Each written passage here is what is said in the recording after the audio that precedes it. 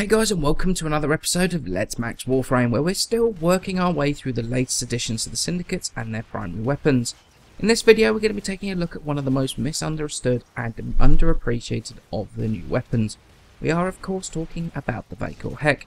Now on the face of it, there isn't that much of a difference between the standard Hek and the Vaykor version. The damage remains exactly the same, but the Vaykor gets larger magazine of 8 compared to 4, higher fire rate of 3 rounds per second compared to 2.17, but that is balanced out with a slightly slower reload of 2.3 seconds compared to 2 seconds. Now all of that sounds pretty good to me, and if those changes were all that happened, I don't think that the backlash that surrounds this weapon would have been so great. But as you remember, the Hek already has a Syndicate mod, Scattered Justice. That increases the multi-shot of the weapon by 200%. Well, the Vaykor Hek cannot use it, and instead has the Justice effect built into the weapon. Now this has people absolutely up in arms, and has immediately caused some people to just write off the weapon entirely, purely because they missed one of the most important changes to the Vaykor Hek over the standard weapon.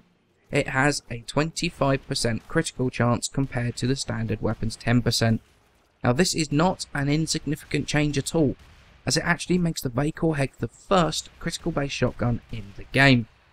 Now when you actually compare the standard Hek with the Scattered Justice mod, it is true that the damage output is slightly higher than the Vaykor Hek, especially when you look at just the raw damage.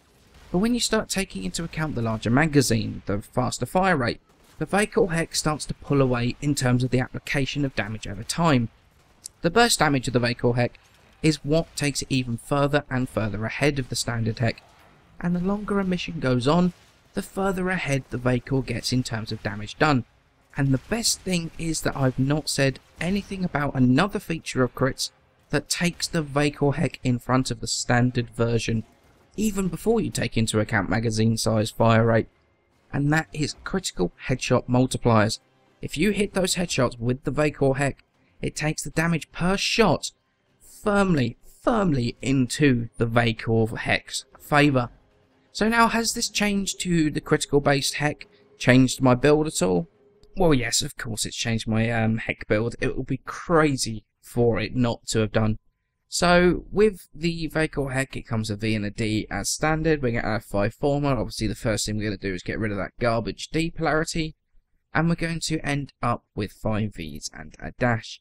Now we've got the majority of our mods are going to remain the same between our 3 builds. Obviously we've got Prime Point Blank for damage, Hell's Chamber for multi-shot, Seeking Fury for punch through, plus a little bit extra reload, takes the reload from 2.3 down to 2 seconds. And we've got Blunderbuss for crit chance, and a maxed out Prime Ravage for crit damage. Now in terms of our builds between factions, we're going to go with max damage.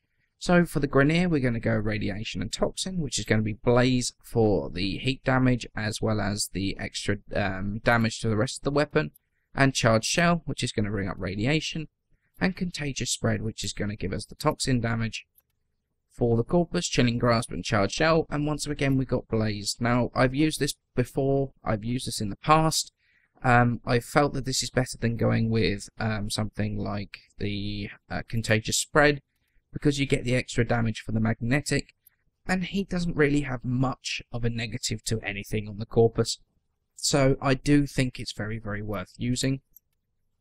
And in the Void, Charged Shell, Contagious Spread for corrosive, and Blaze for the extra heat damage once again. And obviously if you're running corrosive ejection, change out Charged Shell for the Chilling Grass mod, and then you've got the viral and heat damage. That is probably best for the corrosive projection build in the Void.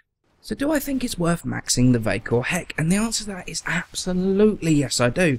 Look, I'll be the first to admit that when I saw the Vaykor Hek, I immediately was like, oh come on, do we really need a Syndicate Hek? We already have a mod for it. But when I saw the stats of it, I chilled out a little bit. We've been calling for there to be a critical based shotgun in the game for the longest time. And we've had Prime Ravage in the game for a long time, and literally nothing to use it on until now. But to be honest, DE have been very clever with the Vaykor Hek. It comes with that very high mastery rank requirement of 12, meaning that it's going to be for players that have played a large amount of hours. It's likely that they're going to have access to the Prime mods, The Vaykor Hek is one of those weapons that really benefits from those maxed prime mods, especially primed Ravage, which is what makes the Vaykor as good as it is. We finally have a reason to max it, and those like myself who already had it maxed finally have a reason to actually use it. But for those that don't have the time or the cause or do not want to invest in the max prime mods, then the standard Hek with the multi-shot is fantastic as well. It's actually a pretty clever idea, and one that I'm glad that has been done. Give it a chance before riding it off, guys. This thing doesn't need the Syndicate mod to be good.